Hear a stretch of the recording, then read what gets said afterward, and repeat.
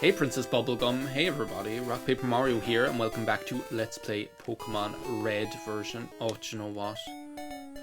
Actually, before I forget, don't I need to catch something that can use Cut? Like, I don't know where... Like, I'm pretty sure my best bet is I should be going up to, I should be going up to Cerulean Cape, or whatever it's called, to catch an Oddish. Like, I think that's the best thing I could do, right? And I'm not confident that you can catch Oddish in, like, down around Vermilion City. It's a shame, because, like, in Gen 1, like, the number of Pokemon that can learn Cut and Flash is quite low. I'm pretty sure they even made it better in Pokemon Yellow. I'm pretty sure they even made it better in Pokemon Yellow. Like, I'm pretty sure Oddish and Bellsprout can learn both Cut and Flash in Gen 2. But I think they added some stuff in Pokemon Yellow as well, like some additional Pokemon that can learn this shit, because it's a pain in the ass. It actually is just a pain in the ass having to have something that can learn this. I think maybe Paris can learn both? If I had my head on straight, I would have caught a Paris when I had the chance. Maybe Venonat can learn both, I'm not sure. Now the question becomes, what do I use that won't kill this thing? I suppose Poison Sting. But yeah, we're probably going to have to catch two Pokemon, one that can use Cut and one that can use Flash, and it's alright, it's not that annoying because it's not like our party is full right now anyway, and I need to get all of these TMs out of my freaking inventory. But like, what the HM system is definitely one thing I am so glad is yeah, do you know what? We'll call you Cut Man. Cut Man. Does that mean we're gonna have Flash Man as well? Like, I'm the Scat Man? Cut Man. There is a Cut Man in Mega Man, isn't there? I can't remember which one it's in. Cut Man. The HM system is definitely something I am not sad to see the back of. Like, I feel like the HM system got worse and worse and worse. This is not the right direction. Why is no one ready? Freaking The Devil Wears Prada. The HM system got worse and worse every single generation. It got worse and worse and worse, I swear. Well, I don't know, like 4, I think. Well, 5 I didn't play enough of, I don't think, to really notice it.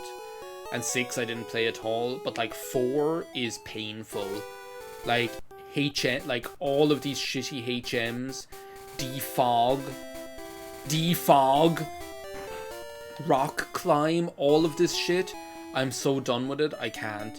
Like, it is painful. Like, the HM system in Gen 4 is painful. 3 is bad enough, having all of these different water HMs, you know. But, like, at least the attacks are alright, but defog being a HM, and, like, you'd think, oh, but it's not that important, right? But is there not, like, a hidden item up here? There has to be, right? Well, I guess it'll just stay there. Like, the HMs are just awful. So I'm so glad that I feel like 7, 8, and 9, it's got better and better. Like, the system that replaces HMs has got better and better. 7 is still a bit weird with the, like, calling the Pokemon or whatever. But 8, the way they used the bicycle, oh, come on, man. The way they use the bicycle in 8 is brilliant. Like, it felt so natural. It felt like it made sense, you know, the thing gets upgraded and all of this kind of stuff, you know. Like, it just felt right. And 9, I really like the way in 9 it's kind of incorporated into the story. Like, 9, I have very divisive feelings about 9. I have a love-hate relationship with Pokemon Scarlet, right? But like one thing I think is very well handled is how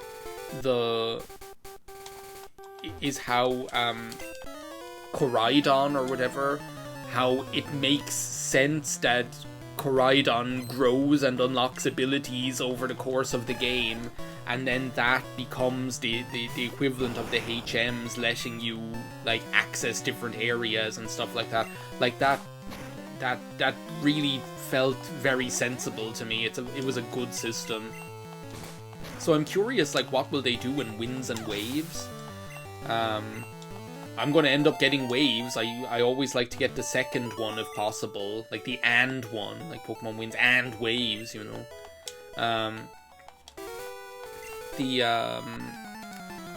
But I'm curious.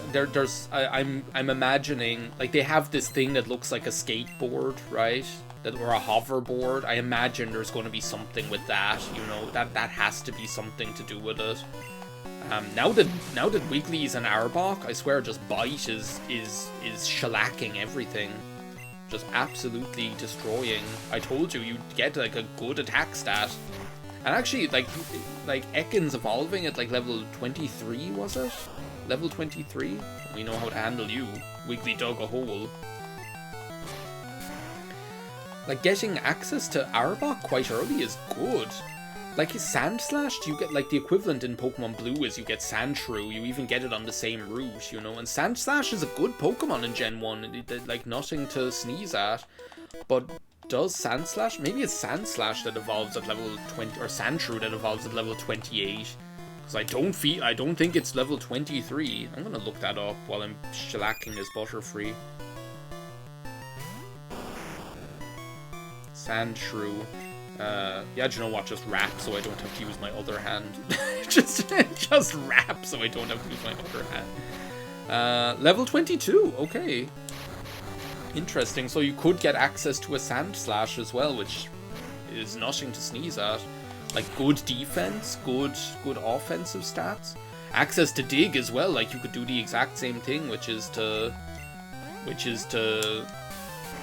get the Dig TM and teach Sand Slash Dig. You are weak against water, I suppose.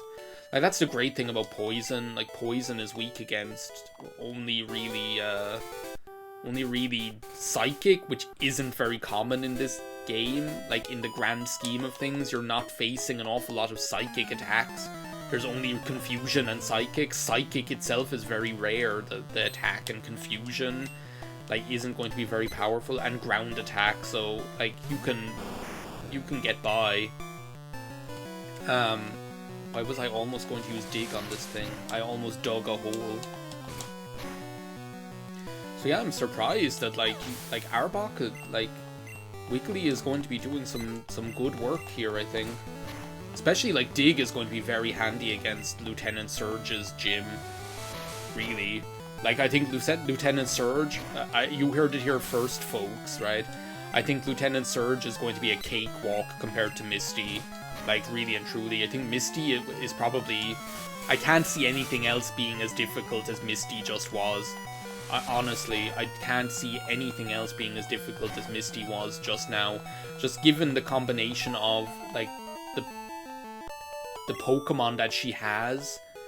Like, the Pokemon and attacks that she has, like, having Starmie is just insane to me. If you don't have a grass Pokemon, which we don't have, you know. So having Starmie is just crazy to me. And being able to use Bubble Beam, which is a powerful attack as well. Can I just, like, bite you to death? Will it kill you in one hit? There we go. I'm just, like, walking on the razor's edge here. Dig is so powerful though, like in Gen 1, like Dig, like it has to, I think, I need to look it up, I feel like it's almost even level, like, a 100 power move, which is crazy. Like here we are in Vermilion City already. I need to get this bicycle voucher before I even do anything. Wiggly is there on like 2 HP, no, the old rod, waste of my time, I don't need this old rod. I already have a Malkovich, thank you very much. But yeah, at this point, I'd be catching a level 5 Magikarp, you know, if I hadn't bought that one. Buying John Malkovich was definitely the right move. Yeah, I'd love to hear about how you like to snuggle up against your Rapidash at night, you know, hold it while sleeping. I don't need to hear this. Look at the time, I kept you too long. If you keep this quiet, then I'll give you this bike voucher. But yeah, like, just getting back to HMs, like, it's just a system where it's just antiquated, and really and truly, it hung around for a way too long. There was no reason for HMs to still be a thing, like, all the way up as long as it was, you know. Because all they are is a way of stopping you from accessing other parts of the game, you know. And like, they do this thing, like, I was playing Pokemon Moon again recently, because we started a playthrough each, my partner and I, of Pokemon Sun and Moon. Might as well just go down to the SSN now, right? There's nothing else. Oh, do you know what? I'm gonna go back and get the bicycle. I know this is annoying to watch. Sorry, this is annoying to watch, but I'm gonna go back and get the bicycle. It's not that far. It's going to make a difference in the long run, and I can check and see what level Malkovich is, just so that it's not like level... If it's like level 17 or something, I'm going to take it out. I don't think it will be. I think it might be like level 15 or something. But I'll be doing a lot of walking, going back and forth from the SSN to the Pokemon Center, and I don't want it to... Because I'm pretty sure it might learn Bite when it evolves. I have a feeling that... that when it evolves at level 20 it learns Bite, and we don't have no move rememberer in this game. We have no quality of life whatsoever. We have absolutely no quality of life in Generation 1. Generation 1 is just like, you play with what you got, you know. So there's no way that I'm gonna miss the opportunity for Malkovich to learn Bite when it evolves. But yeah, the other things that have been going on, I actually got that Yoshi and the Mysterious Book game. It's very fun. Like, it makes me think of like playing Kirby's Epic Yarn, where I'm like, is it hard? No. No, it's not difficult. But you know what it does, which I think is very important in any video game? It's just enjoyable, and it makes you curious. I think that's the most amazing thing about it. Is that... Hang on a second. Oh my god, that feels so good. It makes you curious, like it awakens that part of your mind, which is like, for me, the most enjoyable part of any game, where you're kind of like, I wonder what might happen if, you know, what if I did this? What if I did that? What if I tried to do this? I wonder what would happen if I did that. And for me, that's like, if a game does that, then that's my favorite thing. I wonder, can Mankey learn Cut, actually? I'm not really so sure. Okay, let's see, the moment of truth. What level is... Well, the moment of truth will have to wait a bit longer, folks, right? So it's very fun. Like, it's like, I can imagine when, like, it does this thing which I think is great when a game can do it, where, like, if you're 10 years old, you're gonna have fun playing with. Run by tree. Okay, so it's only like level 13. Okay, well, I think I can just leave him in there then, at least for now.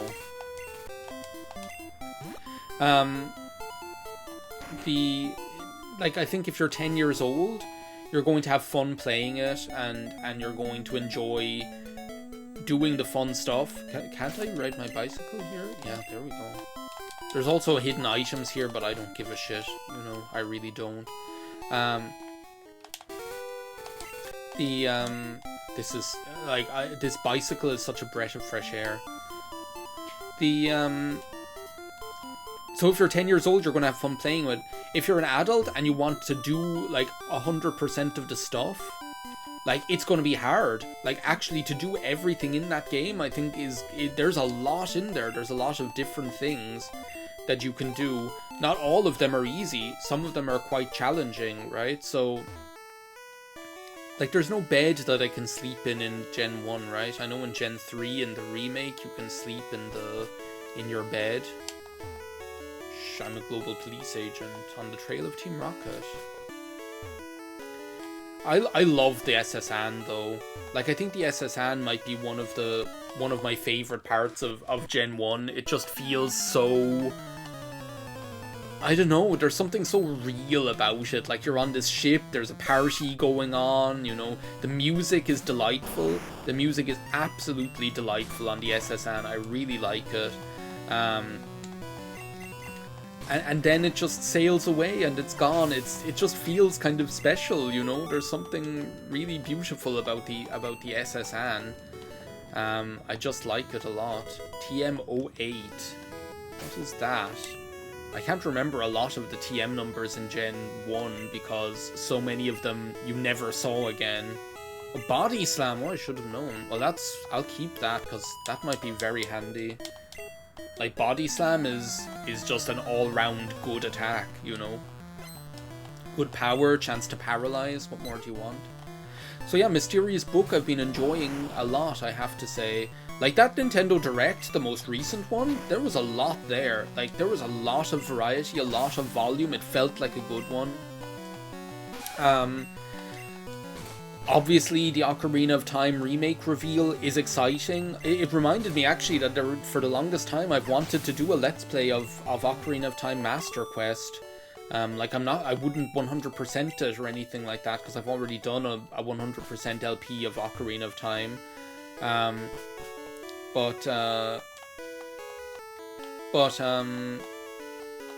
Always travel with Wigglytuff.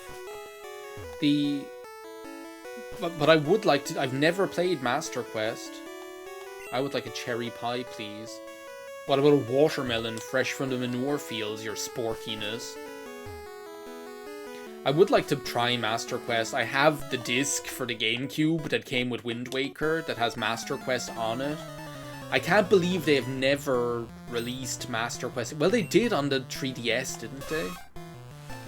But I was very surprised that they don't have it on the Nintendo Switch Online, because they do that thing on Nintendo Switch Online on the Virtual Console where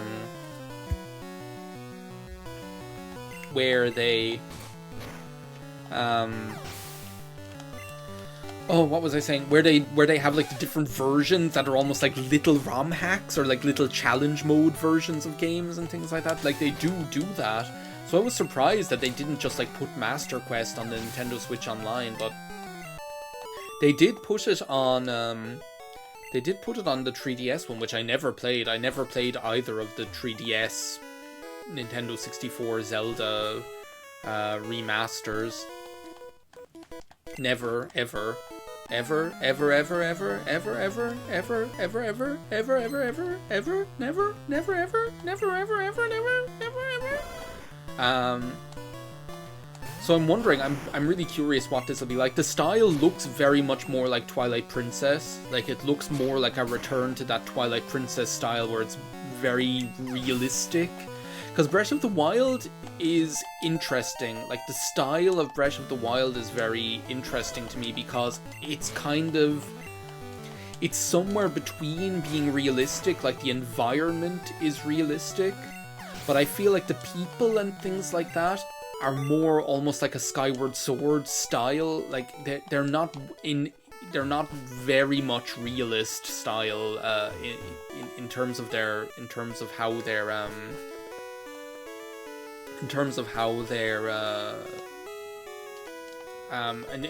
they're designed.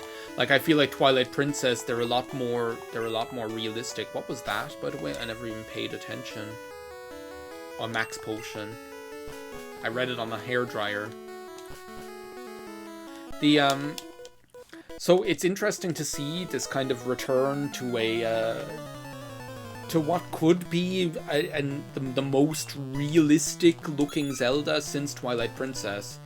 And you know, at this point, it's so strange. I've done a complete 180 on Twilight Princess over the course of my career. I remember actually not enjoying, I remember actually bad-mouthing and shit-talking Twilight Princess a lot back in the day.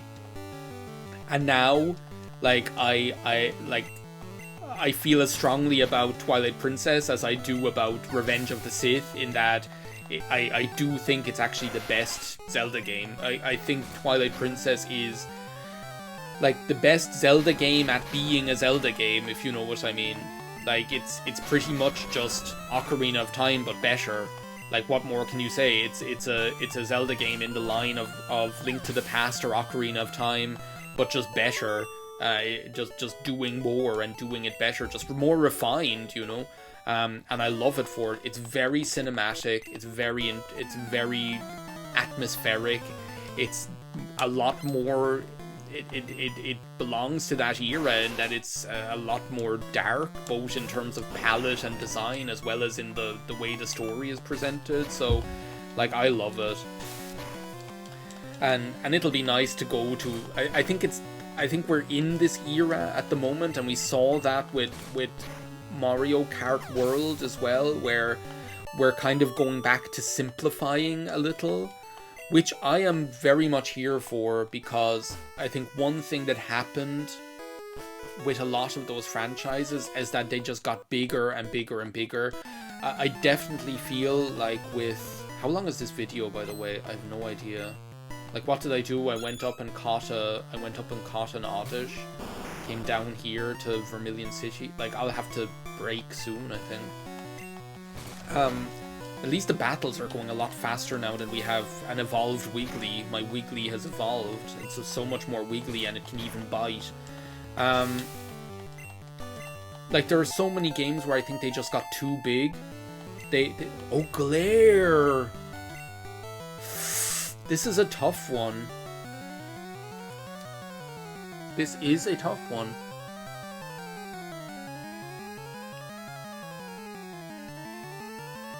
Like, is Glare worth it? Like, am I using Wrap, really? Am I going to be using Wrap? Am I going to be using Poison Sting? It's a shitty attack. Sorry, but when am I going to be using Poison Sting?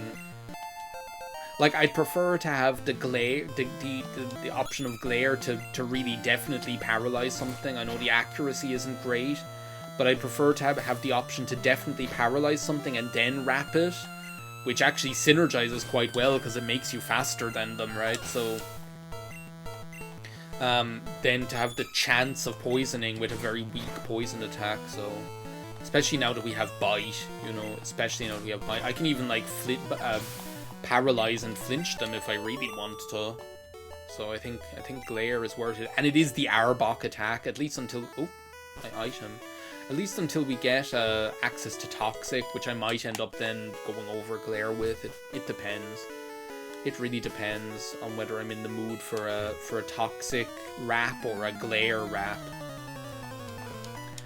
Like, I think Animal Crossing New Horizons is a very good example where the more they added to it, the less I wanted to play it. Like, I think Animal Crossing New Horizons, it had the perfect balance when they added the Happy Home Designer DLC thing.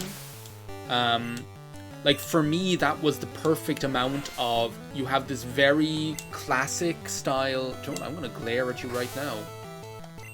How'd you like that? And now I'm gonna Wrap you. Like, how much is Wrap doing now that we're in Arbok? Like, it's still not doing much, but it's just the stalling potential is very much my jam, you know?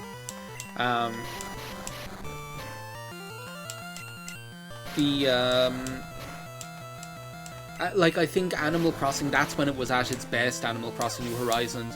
Like, you had this very much a classic, good style Animal Crossing. They added extra elements into it in terms of the crafting stuff, which I am very much generally allergic to crafting. Is this like some shit like Razor Wind or some crap? Rest, okay.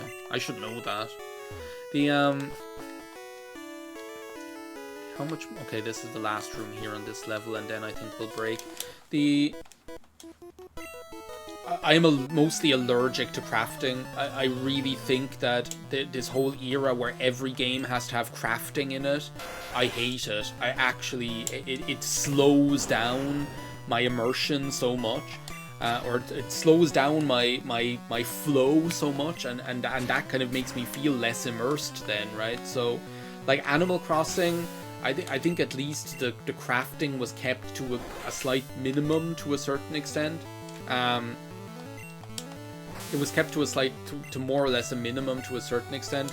And I actually really enjoyed it when they introduced the Happy Home Designer DLC. I thought that was fun. And it made decorating purposeful and have a point, right? Then I think though they just added too much when they started adding cooking into it as well, and growing vegetables and stuff, and then now they added this DLC that I didn't even bother getting. Like I really didn't bother playing it. I booted up Animal Crossing maybe like a couple of months ago.